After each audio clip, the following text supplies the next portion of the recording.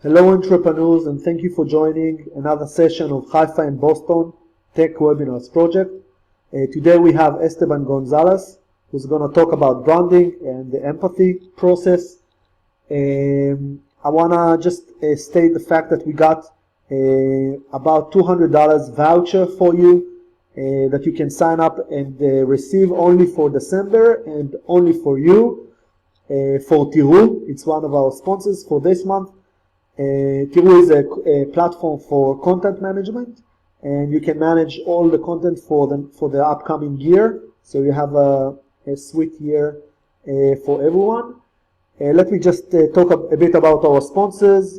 If you want, you can contact them at any time. So first is the MISTI MIT Israel program. Its aim is to strengthen the connection between the Massachusetts Institute of Technology and Israel. Its main component is a 10 to 12 weeks of internships program for students, researchers, MBAs, and recent graduates from MIT in companies and universities in Israel. This year, MISTI MIT Israel sent over 60 students to Israel. The program can recruit students with specific skill set and from specific fields at MIT. For Israeli companies and labs, this is a unique opportunity to get access to MIT students and information through technology transfer. Currently, MISTI MIT Israel has arrangements to enable MIT students to do 10 to 12 week internships at many labs at universities in Israel and at many companies, including Amdocs, IBM, Google, Keter, Portalix, BrightSource, Orbind, Rambam Hospital, and many other small and medium-sized companies. Host companies provide a strip end to cover internship costs. If you are interested in exploring this opportunity to host MIT interns, please contact David Olev, and you have here the address. Let's move to Tiru. Tiru is a solution for content marketing management platform. You have beautiful stuff over there, and you're more than welcome to try it. Tiru.co.il. They gave us the platform, their platform, for a full year, and that's brilliant. Just for you to try their beta. There is a few small letters like you have to use it in order to have it for a full year. If you don't use it, you can't have it. But you'll see how useful it is, and you'll probably just use it. And that's Tiru. Our next sponsor are Young Adult Center. The Haifa municipality present the Nationalsation 28, a place for entrepreneurs who want to build their venture. We offer a shared space and good atmosphere. It's all for free. Come and visit. You're more than welcome to contact Yaniv Asas. BeerTech Haifa is a monthly meetup that combines both lectures from leaders of the technological entrepreneurship industry and networking event.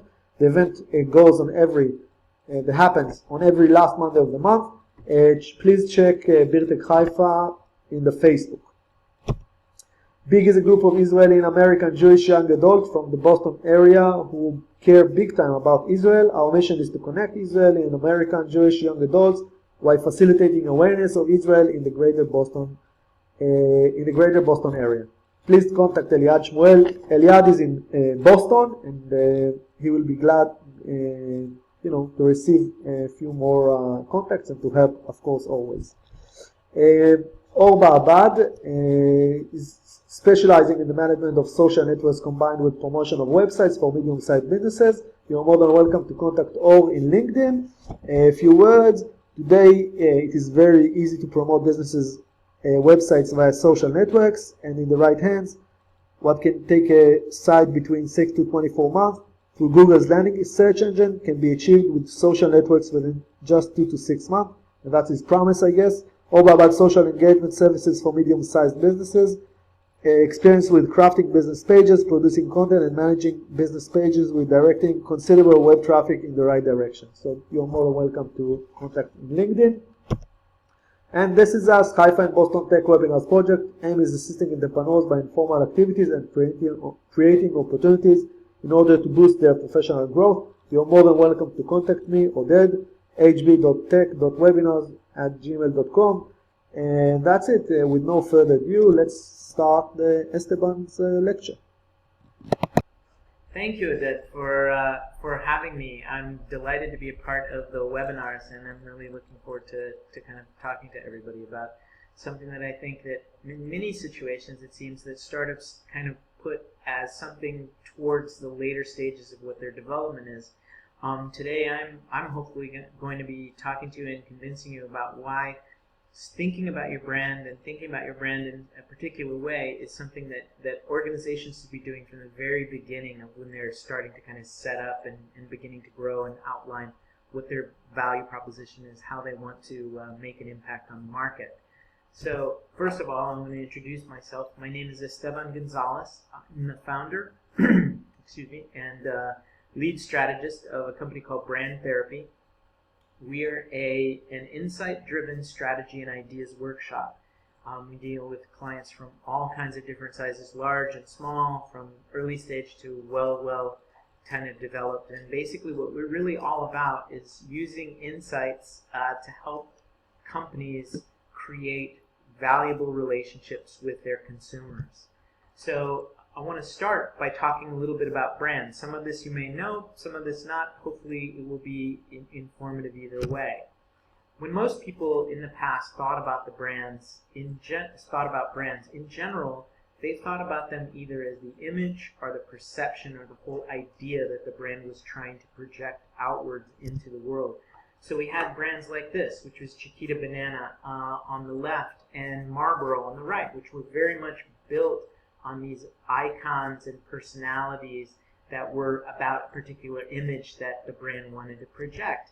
Today now we know, we have technology that's influenced everything, different kind of communications and the convergence of technology and communications. We have brands like Starbucks, all kinds of different things that have made us much more aware that brands aren't image, but they're really experiences. And on the right is an example of the way someone has kind of defined what the Starbucks brand is. It's all of these different little things and how they come together in a totality of what the brand is in our lives. So what that's meant is that Chiquita can think about how it can engage people in kind of interesting ways. So with stickers that it has on its products, on its bananas, such as what you see on the left, or Marlboro can think about particular audiences and the taste of that audience and what those experiences in a Marlboro fashion would really be. In this case, it's really heavily into EMD music and the kind of events that people who are attracted to that music would attend. So it's also behind the things that we know about Apple. And when we think about Apple, we're not actually thinking about a particular device, or we're not thinking about a particular kind of computer or phone.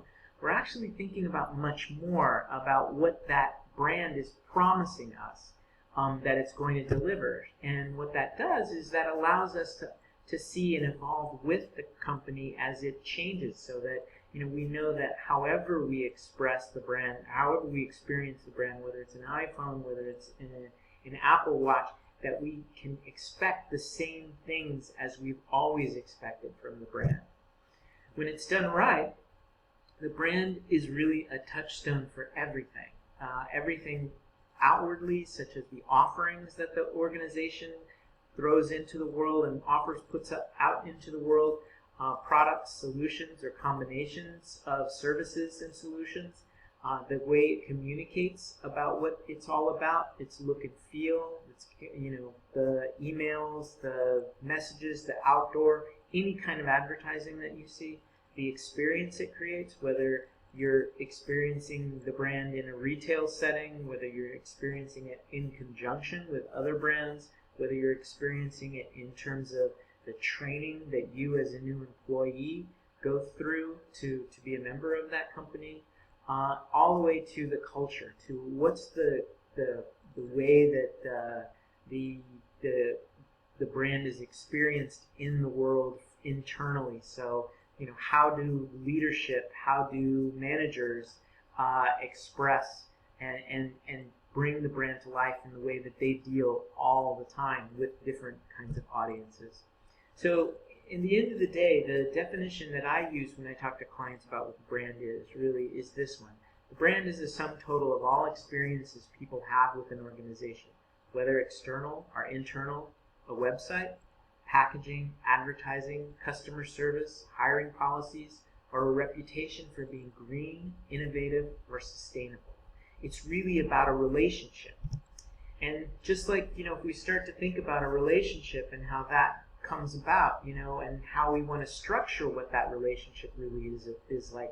If we think about things, very complex things like animals and organisms, we know that you can't really get a complex organism like the elephant you get on the left without understanding all of the building blocks and kind of the molecular roadmap for what that animal needs to be.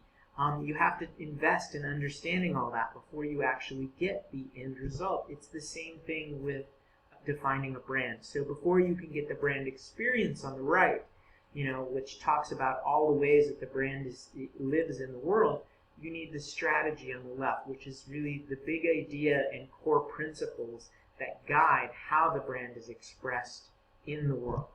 So in general, most companies, you would think that most companies understand this by now, correct? Well, it turns out that this isn't necessarily true, and this is one of the most interesting things about thinking about brands in this way. So you would think companies who understand that the brand is about a relationship would have very robust pictures of who their audiences are, that would be very detailed about what are their motivations and things like that. But we all know that this isn't necessarily true. I mean, even in our daily lives, many times we actually feel that companies are looking at us like this, really interested in us only from the point of view of whether or not we would be willing to engage with them and spend their money for this. So we start to think about, we start to wonder why companies seem to project themselves in this way that doesn't have such a detailed understanding of what the consumer is really all about. Even to make things even more kind of difficult, we start to think about the way organizations are interacting in the world, and the truth is that they never actually have one single audience. They usually are very complex constellations of multiple types of audiences, all involved at the same time. So I put here 3 examples of different clients that I deal with and the kind of configuration of audiences that they have. So the first one is my client, the National Association of Realtors. And the National Association of Realtors has a leadership structure, volunteer leadership, that's elected by members. They interface with the professional staff, who's also a main kind of audience of the Realtor.org website. It's serving the members, who are either agents or brokers, with their particular needs, and they both have very distinct needs. And then both of those are interested in dealing with buyers, home buyers. The second example is an app that I've worked with to help focus that value proposition and kind of the consumer experience there. And their whole business is based on bringing shoppers in a local area in contact with merchants in that area who support causes that the shoppers actually care about. So they were trying to create a platform that all of these 3 audiences could come together for their mutual benefit and interact and actually improve the general quality of life in the community. All very different, have different points of view and different interests. And finally, at the bottom is really another client that was more in a retail consumer packaged goods.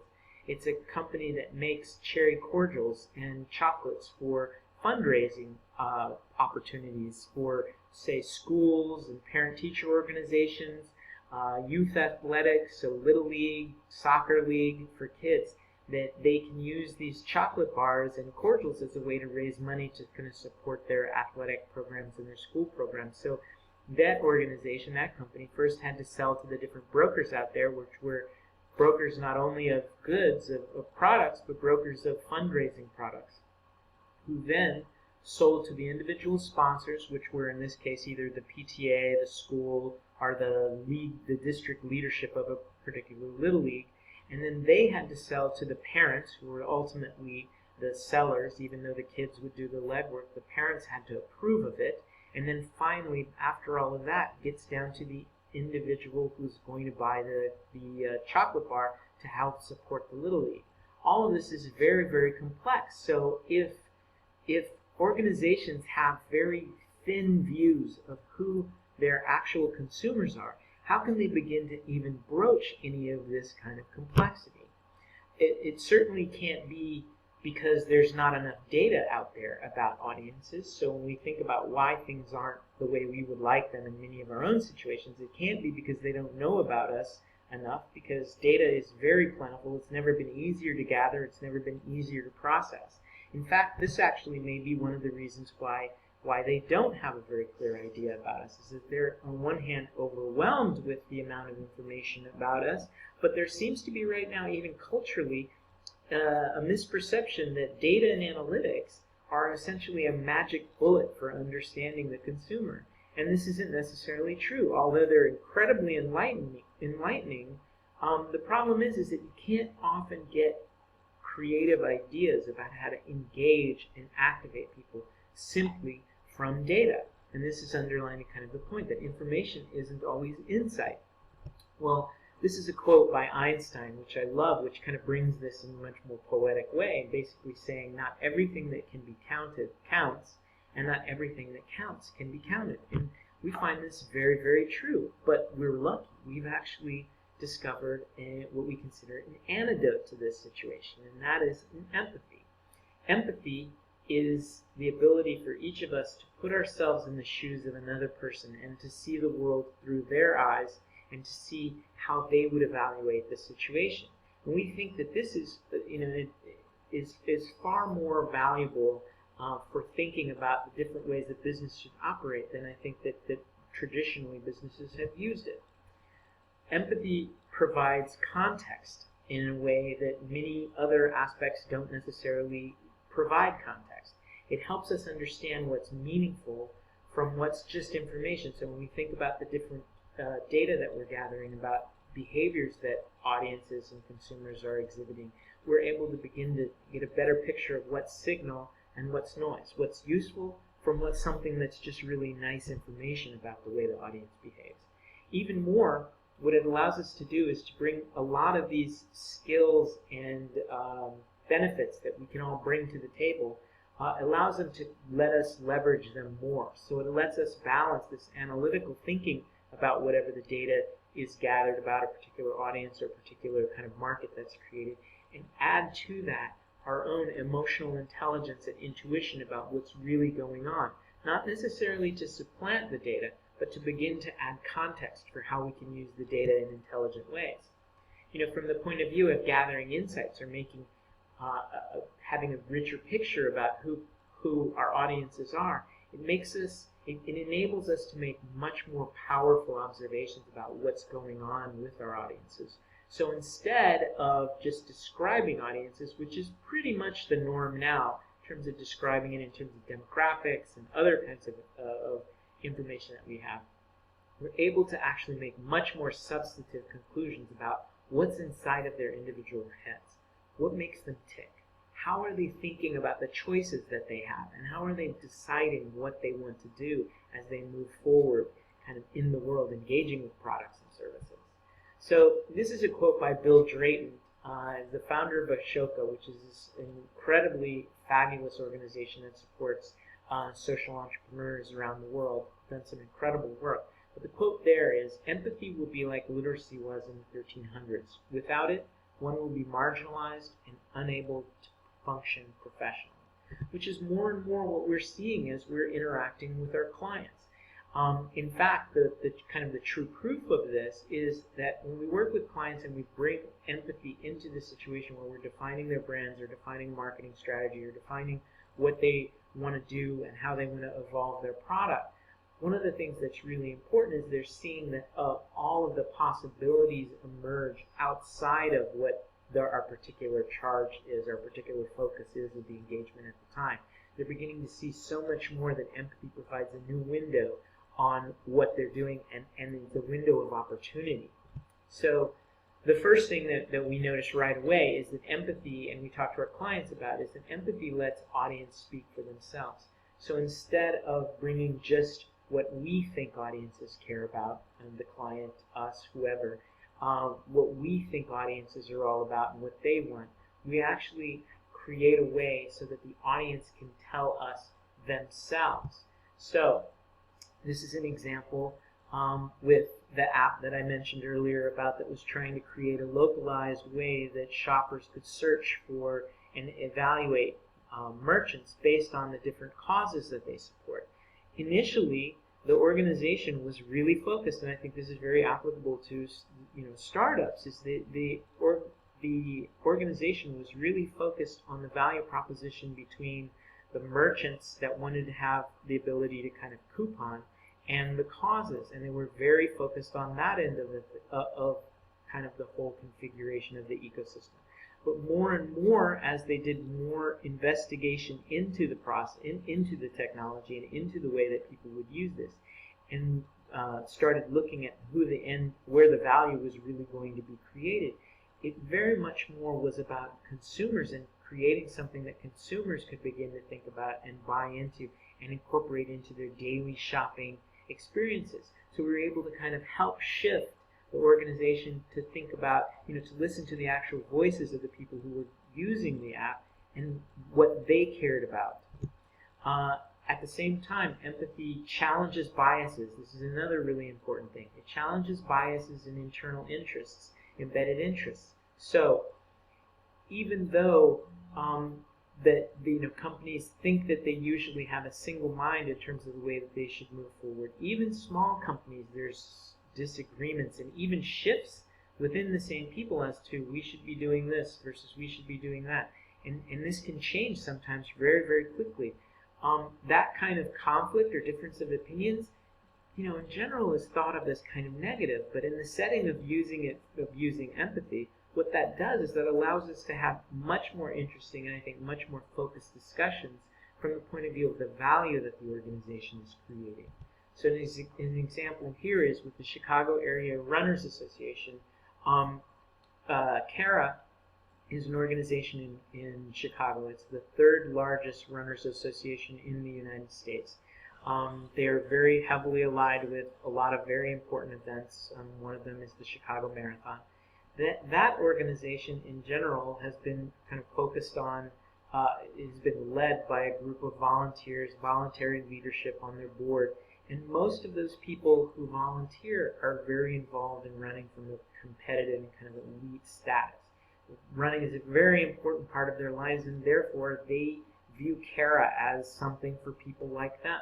Well, a lot of times, when we think back about the brand and we're trying to define what the brand really was in the Chicago community, it's inherent in the name there. It's really for anyone who runs. So there was a lot of discord in terms of who were the initial and most important audiences that the organization needed to approach. And adding more complexity to the situation was the fact that one of the big things that CARA offers is kind of training programs for people who want to do the Chicago Marathon or their first half marathon, to learn how to train, to learn everything from nutrition to general conditioning and all that kind of stuff. So it's very much kind of focused from this idea of a very serious runner, despite the fact that in the community it really is saying that it needs to be for pretty much everyone. So bringing empathy into the situation, into the different workshops that we were conducting with the leadership of the organization, helped them take a different point of view and understand that yes, they really care about standards and they really care about elites, but if they're thinking about the brand of the organization, they need to extend this and embrace a wider audience. So while they were very good at approaching and talking to Brenda and Heidi, in this case, they weren't really good talking to people who were like runners in college and when they were younger and they were actually returning to running for fitness and for wellness, or people who were really more tied into the social dimensions of what running was really all about. So having the ability to bring those people into the discussion where we talk about what are the principles of the organization to develop a brand were very, very, very important. Another thing, actually, that bringing empathy into the discussion of brands and what brand really means to people is another benefit is really that it reveals a lot of the elephants that are sitting in the room that many times organizations kind of develop almost a denial or a blindness to seeing. And it brings them and surfaces them in a way that's non-confrontational, that everyone can put themselves in kind of a common point of view and begin to look at the implications for this. One of the clients that I work with is, again, I mentioned the organization that does the fundraising for Little Leagues and PTOs.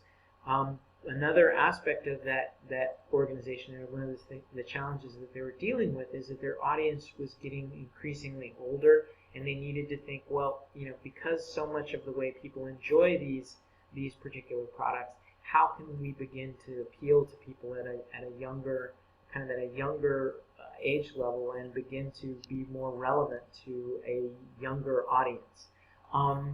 In that case, what we were able to do was we were able to get people to see that although the brand was really successful, and although that it is pretty much the leader, it controls 80% of the market, that if it wanted to remain viable, it had to think of new ways to begin to express itself. And so, the elephant in the room at that point was really the status quo. How do we begin to create a larger organization that's mostly manufacturing based, to begin to think that they actually have to start thinking from much more of a consumer mind?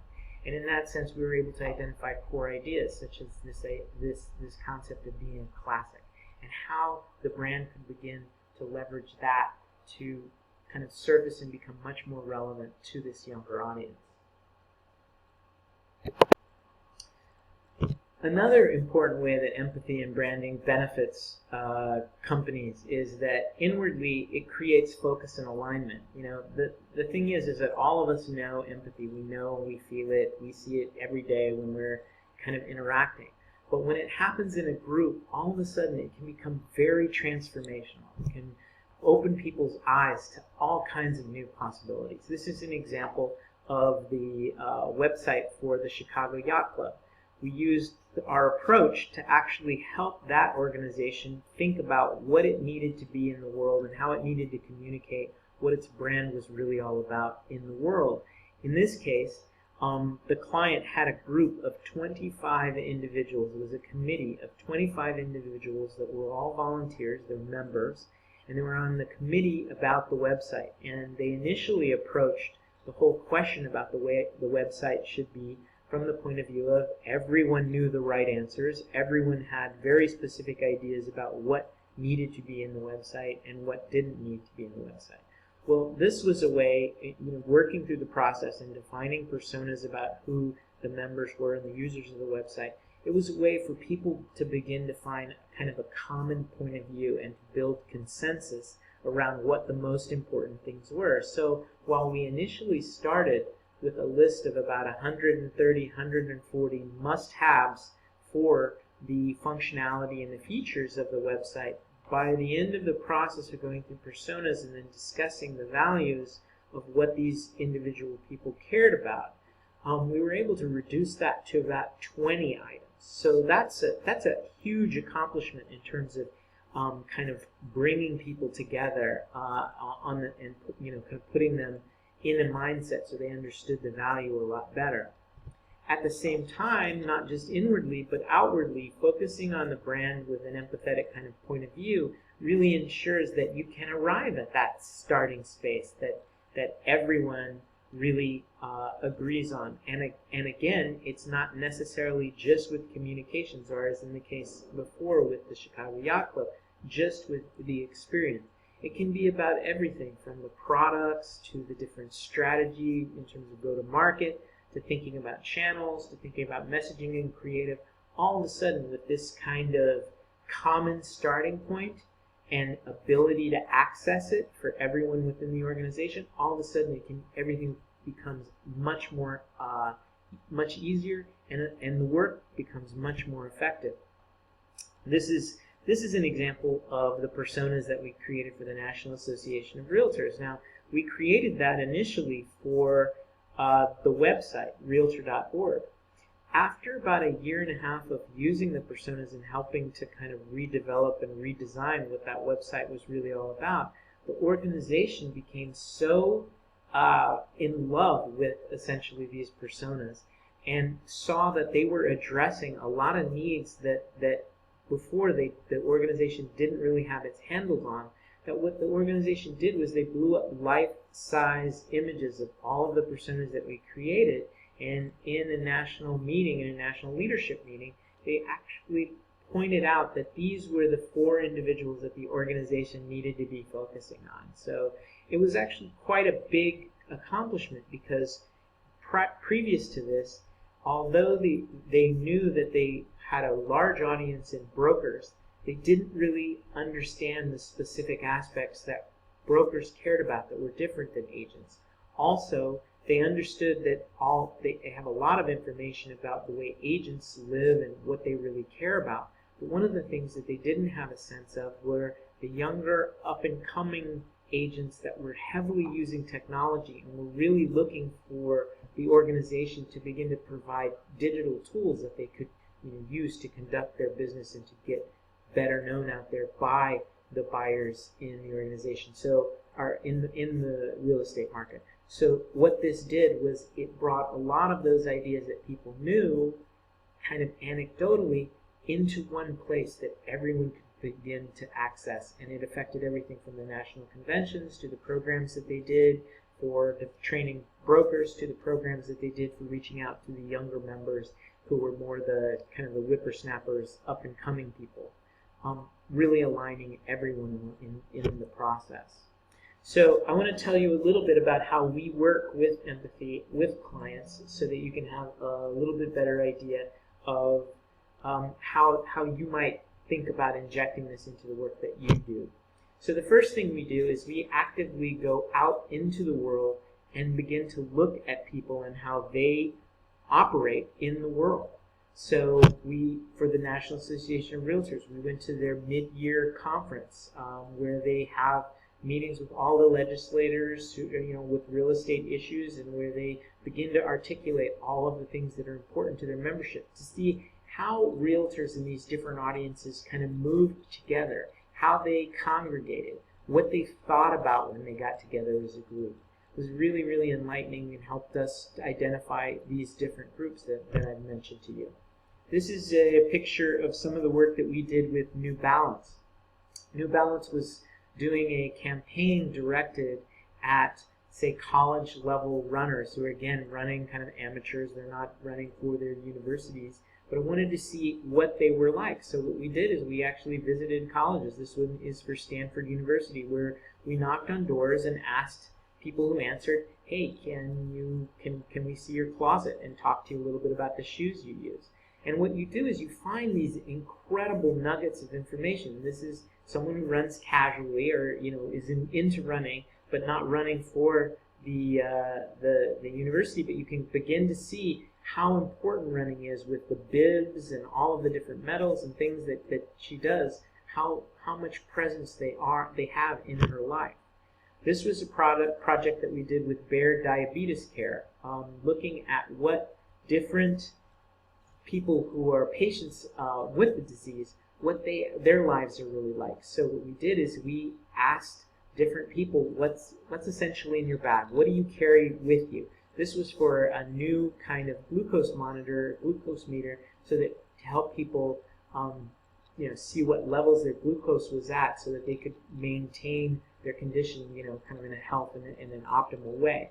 And what we found out there was that people were really, really creative with the way that they thought about the way that they kind of used our approach to managing their diseases.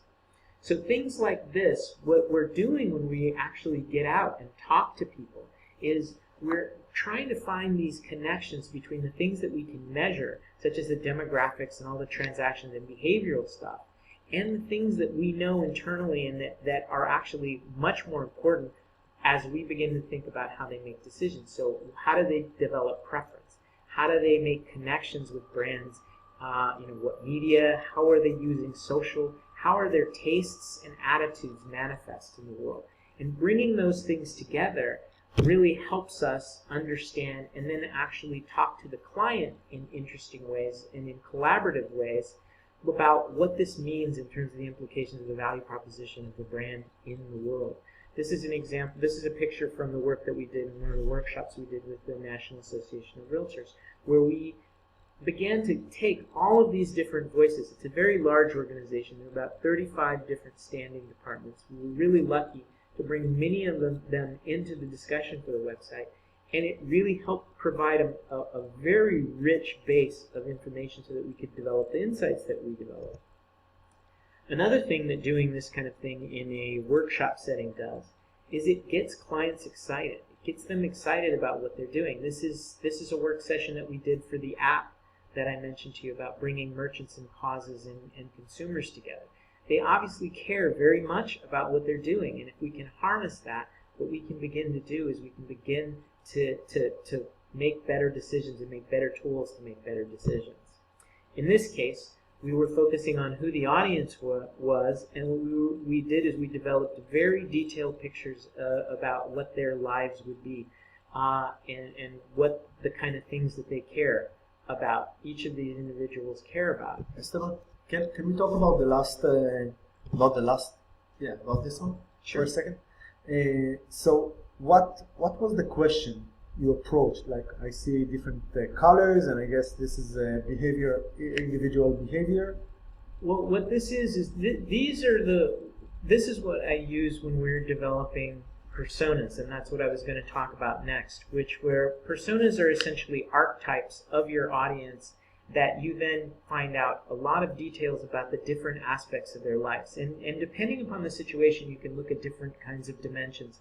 In this case, we wanted to brainstorm on what their motivations were, what their fears were, what kind of things they experienced in the world that were frustrating to them, what kinds of tasks they undertook, things like that. If we brainstorm on ideas like that within a certain kind of structure, what we're able to do is we're able to develop a much richer idea of who these people are. In fact, what we wind up actually calling the personas, which is what I was going to point out next, what we wind up calling the personas are really an empathy framework, because what they're so valuable in doing is not only capturing the empathy that the organization currently has for its consumers, but actually creating an artifact that for even people who weren't with us in the session, that they can then access this deeper feeling and connection with who the audiences are.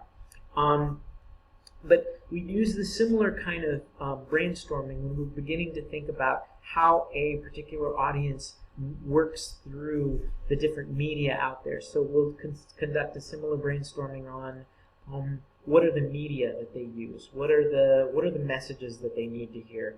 But the whole point in that is we're trying to add depth, but depth from the point of view that all of the participants can bring from their experience both as individuals and also their knowledge about the way that the consumers actually work.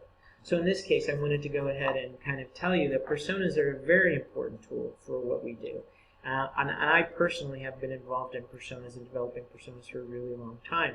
Most people remember that one of the primary organizations to promote personas was Forrester Research. Well, part of the reason Forrester Research fell in love with this was because of the work I was doing with organic, with the client, first Chrysler Motors, and as well also another, which was my individual client, which was Carter's Kidswear, where we began to explore, maybe companies need something richer than just profiles based on demographic and media behavior as a way to access what their brand should be about and their brand experiences should be about. So by now, pretty much most people have heard the term personas. Our approach, though, kind of takes it to another level by bringing in empathy and creating this tool that can be used throughout the organization. Did that answer your question? Yes. Okay, great. Well, the key thing, and I think this is what's really important about what you're bringing up, one of the things that I loved when I was doing this work and that I found that just kind of brings it together in a meaningful way is this quote by Peter Merholtz of HBR. And that's really the single tool that does the best job at spreading empathy throughout a business is the persona. And we've actually seen this so much in the way that we work. One of the things that, one of the ways I can tell that this is working is literally within hours or days of conducting a workshop focused on developing personas. If we can be in a situation with a client and you can hear the client say, oh, that's a Peter. Or in this case, oh, that's a Sarah. Sarah would hate that. And Peter would never like that. Would really love that. When you can get them to adopt the language of this common ground of something external to their normal work lives, it shows that this is actually working. I mean, how much worse would it be? It would be so much worse if they were saying, well, sales and marketing would never like that. Or, our distributors would really, in terms of their logistics, would really not like that, or whatever. And although those decisions and those kind of perspectives need to be taken in an organization or a team that's working together really effectively, there's not a lot of emotional connection with those kind of things. Whereas when they see their audiences in real life, it begins to make a much better impression on kind of what they're doing and more relevant to their daily kind of activities. So, in addition to personas, we've taken this and we've kind of spread this out in a bunch of other tools that we use. Experience strategies, so essentially what we consider requirements that organizations think about in terms of if developing the relationship that they want with consumers. Like, what are the things that we need to do in order to create this relationship? Consumer journeys, none of us approach a brand in a linear fashion. And so when companies think about their consumers, they want to think about all the different things that influence them, all the different ways that different channels that people come to learn about a brand and then use a brand. As well as the other thing that is really important about consumer journeys is we can begin to understand where in that pathway is the right moment to confront them with the right messages to promote the right behaviors. So we can start to take a much more analytical and kind of disciplined approach to messaging. And then finally, engagement platforms. I mean, that's actually thinking more like it's basically a media strategy kind of squared and taken to put on steroids, in that you're not just thinking about media in terms of the effectiveness and in a particular case, but you're thinking about, well, what do you want to be doing with that in an engagement pattern as well. So it can include surveys, it can include all kinds of other ways that you want to touch the consumer. But again, all of these things are structured on the idea of having an empathetic feeling for the way consumers move through the life cycle. Another thing that we do with our clients is we use pictures. Like the saying says, a picture says 1,000 words. Well, this is an example of how we were able to work with the Chicago Yacht Club again and begin to describe what that brand experience was really all about to its different kind of consumers. In this case, it was passion for activity on the water, whether it's sailing or powerboating, the community, the social aspect of being a member of a club with people who all like the same things, the productivity and utility of different tools that allow members to get the most of their membership, and then also this kind of clarity of focus around what the role that they felt that the yacht club plays in their lives. These pictures really help unite people in ways that many times just common paragraphs and other things don't really work. The other thing that I think is really interesting in what we do in terms of bringing empathy to life with our clients is we use it again as a way to return to the data and the research that they gather as a way for them to make the connections between the discoveries that we make in our workshops and work sessions, whether for personas or strategy or consumer journeys or whatever, to help bring that in and show that there's a direct link between that and the actual end result that they're looking for. So this is a case where, this app that was the shopping app for local and local merchants and local shoppers for causes, we were able to actually help get them to look beyond all the information that they had about millennials and what millennials care about, to begin to start to almost even take a gamification approach, in that realizing a lot of the things millennials really care about was creating something that allowed them to kind of look at how they performed and show the effects of what they do over a long term. So this was a way that they could start to see how the different things that they did that were doing good actually compared to their own behavior, their own histories, but also others, and create a social dimension and gaming dimension to the app that they hadn't necessarily thought of at the beginning. Finally, just to kind of go over what I feel are some of the big things in terms of using empathy and what we do with our clients and what they find, is really this idea that people actually collaborate. In a lot of situations, it's working together, but with very specific lines that are drawn. People definitely collaborate together in teams much better